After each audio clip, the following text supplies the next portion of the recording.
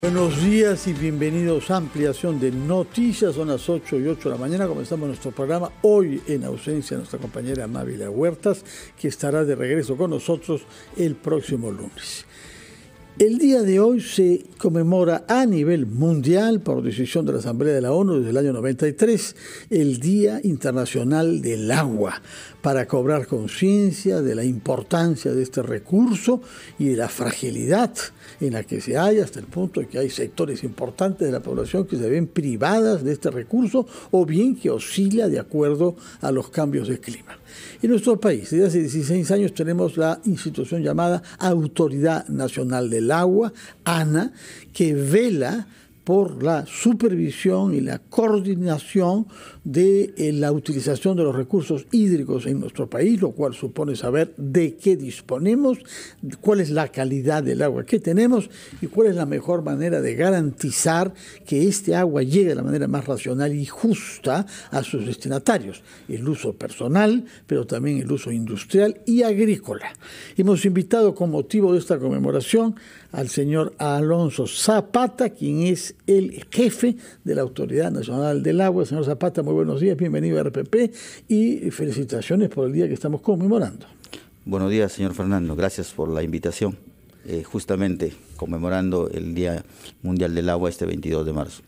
¿Cuáles le parece a usted que son las prioridades de su responsabilidad a la cabeza del ANA?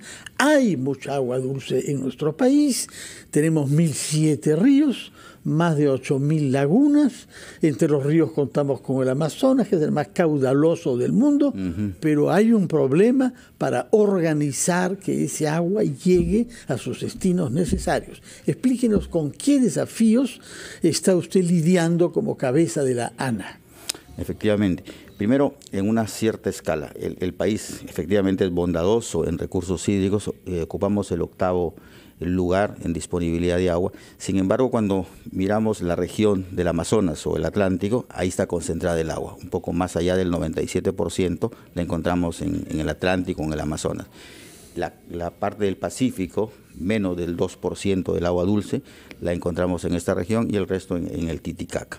Pero justamente en el Pacífico es donde tenemos asentada la mayor cantidad de población, un poco más del 67% se encuentra ahí. Ahí viene la presión sobre los recursos hídricos. Y por otro lado, esa es una, si se quiere, disparidad en términos de territorio, pero también en términos de tiempo. La lluvia se concentra en enero, febrero, marzo, hasta abril, a duras penas. Y luego viene el periodo de estiaje o el periodo de déficit. Entonces, nuestros desafíos vienen por ese lado.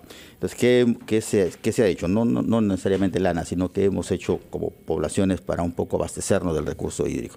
Por ejemplo, en el caso de Sedapal o de Lima, no tenemos agua suficiente. Nuestras cuencas, que son Chillón, Rima, Lurín, no nos abastecen a la ciudad de Lima porque la ciudad ha crecido bastante. ¿Qué se ha tenido que hacer? Es almacenar agua en la parte alta de la cuenca a través de los reservorios, pero también se ha tenido que hacer trasvases de la cuenca del Mantaro para abastecer a Lima. Hacia el norte igualmente se tiene reservorios. Entonces, el primer gran desafío que se ha tenido es cómo almacenamos agua en los periodos de avenida para aprovecharlo luego en los periodos de estiaje. Pero como la presión sobre los recursos hídricos ha venido aumentando, entonces nos queda buscar nuevas fuentes de agua. Y en esto juega un papel importante el agua subterránea, que es el gran reservorio que tenemos, ¿no? Sin embargo, con los tiempos últimos ha venido otro desafío, que es la calidad del agua, ¿no? Ese es creo un aspecto muy importante, porque nuestros cursos, sobre todo en las partes bajas que cruzan por las ciudades, terminan arrojándose residuos sólidos, terminan llegando los vertimientos de aguas residuales no tratadas. En la parte media y alta tenemos pasivos ambientales, tenemos minería ilegal en algunos casos. Todo eso genera un impacto importante sobre los recursos hídricos, que teniendo el agua de repente en cantidad, la calidad la hace que no sea o sea restringida para determinados usos, ¿no? ¿Qué cosa hace la institución que usted preside, la ANA, cuando constata que se está contaminando ríos. Eso sucede con mucha frecuencia en nuestro país, sea por residuos sólidos familiares, personales, cuanto por actividades industriales y mineras. Usted ha hecho referencia a la minería ilegal. ¿Cuál es su responsabilidad cuando descubre, por ejemplo, que al RIMAC están llegando desechos industriales que van a ser nocivos para la población que vive en la costa? Somos más de 12 millones entre Lima y Callao, ¿no? ¿Cuál es la acción de ustedes cuando constatan que alguien está violando las normas elementales de respeto a la calidad del agua que todos consumimos? Efectivamente. Nosotros tenemos dos actividades que hacemos. Por un lado, hacemos una identificación de todas estas fuentes contaminantes que están haciéndole efectos adversos al agua. Por otro lado, hacemos un monitoreo, cómo está la calidad del agua en el río. De manera que hacemos una suerte de relación. ¿Por qué la calidad del agua está de esta manera? Porque hay una fuente contaminante. Y lo que hacemos enseguida es coordinar con los diferentes sectores responsables. Por ejemplo, los municipios tienen que ver con el tema de residuos sólidos, el sector minería con el tema minero. Es primero un nivel de coordinación, desde luego también tenemos un nivel de supervisión y de sanción, que eso también lo ejecutamos como autoridad. Quienes están haciendo un arrojo, por ejemplo, de basura, tenemos la facultad de sancionar. Pero sin embargo, todos conocemos que esa actividad siempre es limitada. Lo mejor es hacer un nivel de coordinación de todas las entidades del Estado para poder intervenir. Desde luego que para eso, por ejemplo, se han creado nosotros los consejos de recursos hídricos por cuenca, justamente donde todos los actores nos reunimos, los que tenemos responsabilidad y también la sociedad civil, para justamente abordar estos temas. Como en la cuenca del río Rímac, ¿eso significa qué? ¿Cuántas juntas hay? Porque el Rímac recorre más o menos 180 kilómetros, ¿no? Desde su origen hasta su desembocadura en el Callao. ¿Quiénes son los que participan como personas concernidas por el agua a lo largo de esta cuenca? Mire, el Rímac tiene tres grandes usuarios, ¿no? El usuario agrícola, el usuario poblacional, que es el mayoritario, y también el uso hidroenergético. Son los tres grandes usuarios que tiene Lima. ¿Cómo estamos organizados? Tenemos a CEDAPAL, que es la gran EPS que ve el tema poblacional, y para el caso agrícola tenemos a la Junta de Usuarios del río Rímac. Esos son los operadores que le llamamos. La Junta de Usuarios del río Rímac, que va desde dónde hasta dónde del Rímac. Porque no hay agricultura a todo lo largo, en la parte alta no hay propiamente agricultura. Exacto, de la parte, digamos, media hacia la parte... O sea, San Mateo. San Mateo para abajo ya tiene competencia la Junta de Usuarios. Lo que queda de campos de cultivo en Lima Metropolitana. Exacto. Y hacia arriba lo que tenemos son comunidades campesinas, ¿no? Que ellos igualmente están, no tienen una organización única, sino que cada comunidad maneja sus recursos hídricos en sus actividades. Señor Zapata, hemos comenzado hablando sobre el caso de Lima. Claro, es la mayor población, tiene una particularidad, son 3 ríos y hace falta agua por la población que hay. La paradoja es que hay zonas de la costa en donde hay mucha agua, como Tumbes, con un río que corre todo el año, y sin embargo hay problemas de acceso al agua, y el agua llega además desde el Ecuador contaminada.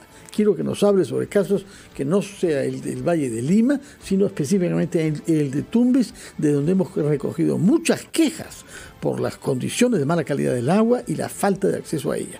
Hacemos una pausa y retomamos nuestra conversación con el jefe de la Autoridad Nacional del Agua en un día como hoy, que se celebra a nivel mundial el Día del Agua. Estamos conversando con el señor Alonso Zapata con motivo de la conmemoración del Día Internacional del Agua. Nos ha hablado sobre el caso de Lima y la larga cuenca del río Rímac, que es utilizada para la agricultura y que es utilizada para la población, una tercera parte prácticamente de nuestra población. Yo había planteado el problema de zonas de la costa a donde llegan ríos con un caudal considerable a lo largo del año, es Piura y Tumbes. Y sin embargo ahora, con motivo de los calores intensos y del dengue, hemos constatado una queja generalizada por falta de acceso al agua. Ahí no hay un problema de que no hay un río. ¿Cómo explicar estas carencias de nuestros compatriotas en la costa norte? Sí, efectivamente, usted pone sobre la mesa el tema de Tumbes. Quien le habla es tumbesino, de manera que lo he visto el río. Y el tema de Tumbes es, efectivamente, sí tenemos agua en el río. El problema es la calidad. Nuestro río en los últimos 10 años ha sufrido un deterioro de su calidad enorme, y eso hace que en buena cuenta restrinja el uso sobre el tema para el uso poblacional, ¿no? Permítame, señor Zapata, hacer una breve interrupción para darle la palabra al director ejecutivo del Acuerdo Nacional, instancia que reúne a todos los sectores de nuestra sociedad, como usted sabe, y que han abordado el tema del agua. Estamos en contacto telefónico con el doctor Max Hernández, que, repito, es el secretario ejecutivo del Acuerdo Nacional y que ha mantenido reuniones con las instituciones encargadas de la gestión del agua en el Perú para llegar a acuerdos. Doctor Max Hernández, buenos días y bienvenido a RPP. Buenos días, señor Carballo. Muchas gracias. He escuchado con suma atención la intervención del señor Zapata, director de ANA. Le cuento, en el país tenemos un conjunto de instituciones especializadas en el tema de agua. Eso es, por un lado, una extraordinaria virtud, porque hay lo que podríamos llamar el desarrollo de una expertise. Tenemos pues la Autoridad Nacional del Agua, de la cual usted ha estado invitando, que está adscrita al Ministerio de Agricultura.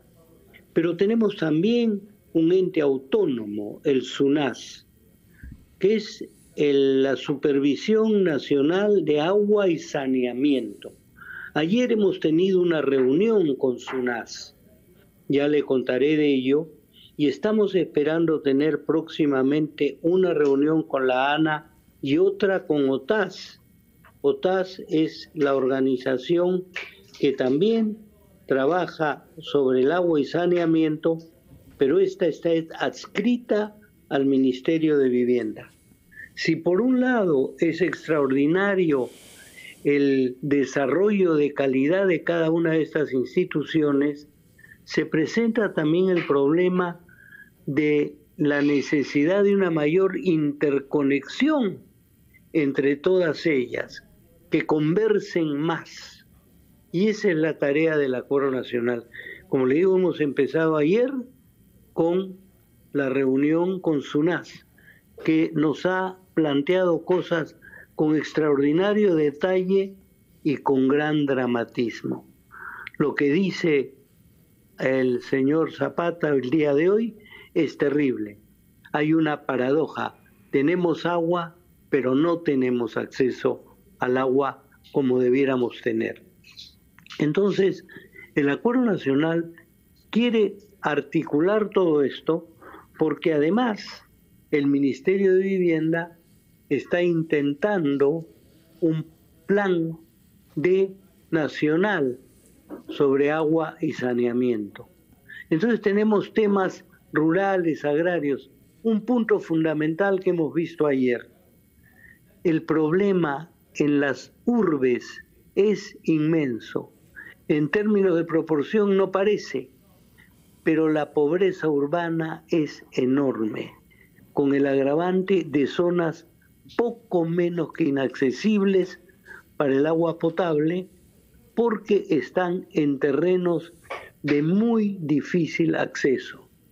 Yo felicito a RPP y les rogaría que sigan invitando a los directivos de todas estas instituciones concernidas con el agua. Nosotros nos reunimos con los colegios profesionales, con las universidades y, por supuesto, con todas estas instituciones.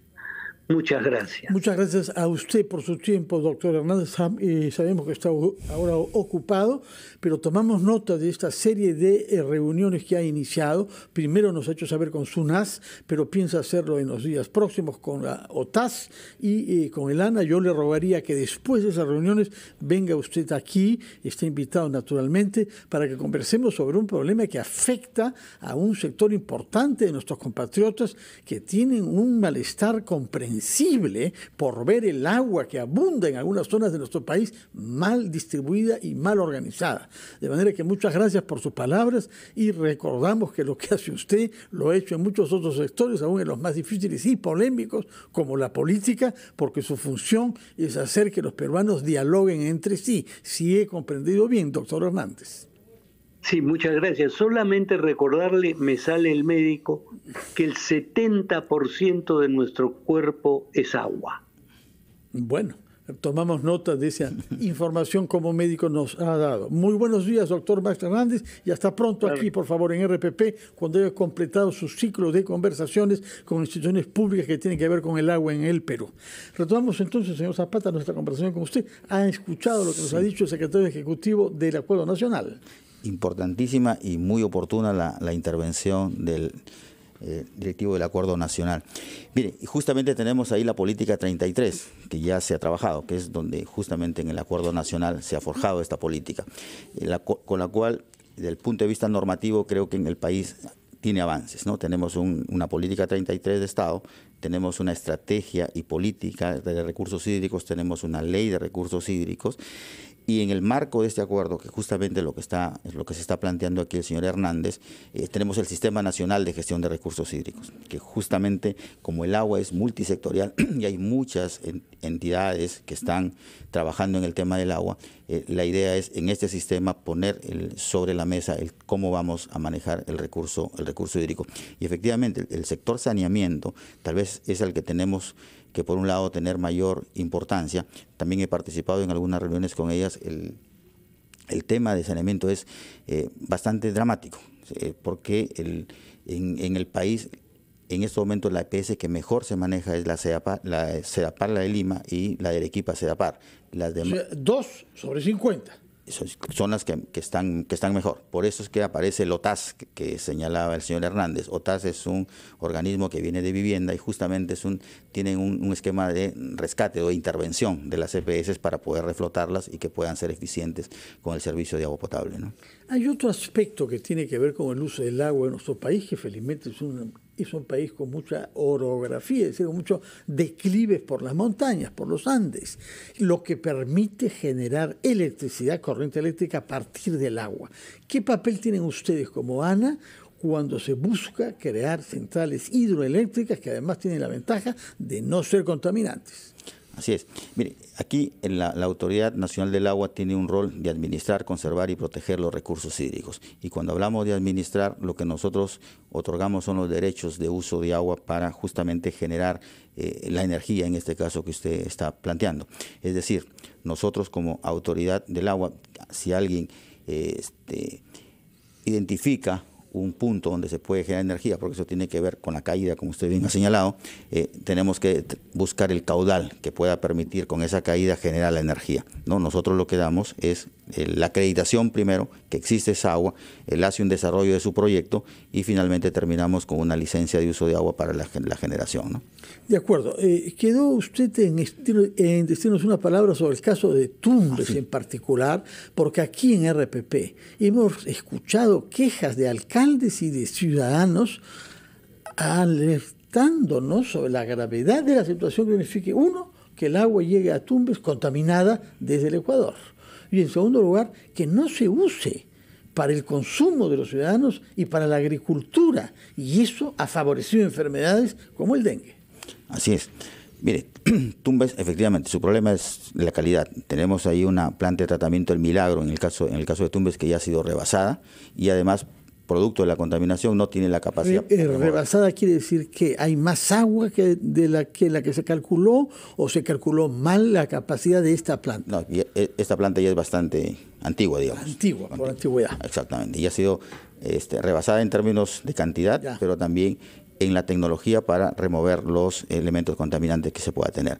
Tumbes se abastece en las zonas ya más rurales del agua subterránea, ¿no? Entonces hemos tenido que migrar al agua subterránea porque el agua subterránea no está contaminada, es el agua que está en el subsuelo. Entonces, y si usted mira, yo soy de la parte rural, en la parte rural tenemos agua dejando un día y por 3 horas durante ese día. De manera que el tema sí es bastante dramático y hay una necesidad de hacer intervenciones. Yo ayer conversaba con unos amigos que de repente pudiéramos dar agua subterránea usando los paneles solares, por ejemplo, la energía, ¿no? Importante el agua subterránea que usted dijo, pero mencionó algo que es mucho más importante, que es el trasvase de ríos de la sierra hacia la costa. La sierra en donde no se necesita tanta agua y la costa en donde se necesita ardientemente agua. Se han destrabado algunos grandes proyectos de irrigación. Chinecas particularmente, y Chavimochique, y Alto Piura, antes fue Olmos. Pero hay muchos otros proyectos en muchas otras regiones donde hay tierra en la costa que podría realmente aumentar el empleo y la producción, pero no se logra destrabar proyectos de irrigación. ¿Por qué? Sí, mire, en los últimos tiempos, efectivamente, el mismo agua ha generado estos temas de conflictos. Hay ahorita ya un desencuentro en la parte alta y con la parte baja de las cuencas, ¿no? Un caso típico es el de Huancavelica con Ica. Pero no había conflicto, se firmó una confraternidad del agua, los dos gobernadores regionales. ¿Por qué no se hizo aquello que se formuló en un acuerdo entre los gobernadores? Por la continuidad, cambian nuestras autoridades y la visión a veces cambia, ¿no? Justamente Huancavelica y Ica estamos retomando el tema, ¿no? Yo me he reunido hace poco con el gobernador de Huancavelica, lo vamos a hacer con el de Ica para juntar nuestros intereses. Bueno, en todo caso, viene por favor acá cuando se haya reunido con los gobernadores de Huancavelica e Ica para saber si el agua que no se usa en Huancavelica puede trasvasarse a la costa y ampliar la superficie agrícola de una de las regiones más fértiles de nuestro país, pero que no tiene agua suficiente. Hay que hacer pozos de más de, creo que 40 metros de profundidad, ¿no? Exacto, para abajo. Pero, señor Fernando, si me permite solamente... brevemente, sí. Correcto. Es que también tenemos que enfocarnos en el uso, la cantidad, cómo estamos usando el agua, ¿no? Tenemos que mejorar las eficiencias de uso en el sector agrícola, en el mismo sector poblacional. Yo le decía que 150 litros por día habitante debería ser. Y hay distritos de Lima en donde hay más de 200 litros porque las personas no cierran el caño cuando se lavan los dientes, o no cierran la ducha mientras se están enjabonando, ¿no? Exacto. Muchísimas gracias por recordarnos esos aspectos prácticos, concretos, con los que cada uno puede colaborar a que el agua se use de una manera más racional y menos caprichosa, los que tenemos acceso a ella actualmente. Señor Zapata, jefe de la Autoridad Nacional del Agua, ANA, muchas gracias por estar acá y que ojalá este día sirva para cobrar conciencia de que es un recurso precioso, pero que debemos administrar con sabiduría y prudencia. Muy buenos días. Muchas gracias. Vamos a hacer una pausa y retomamos ampliación de noticias.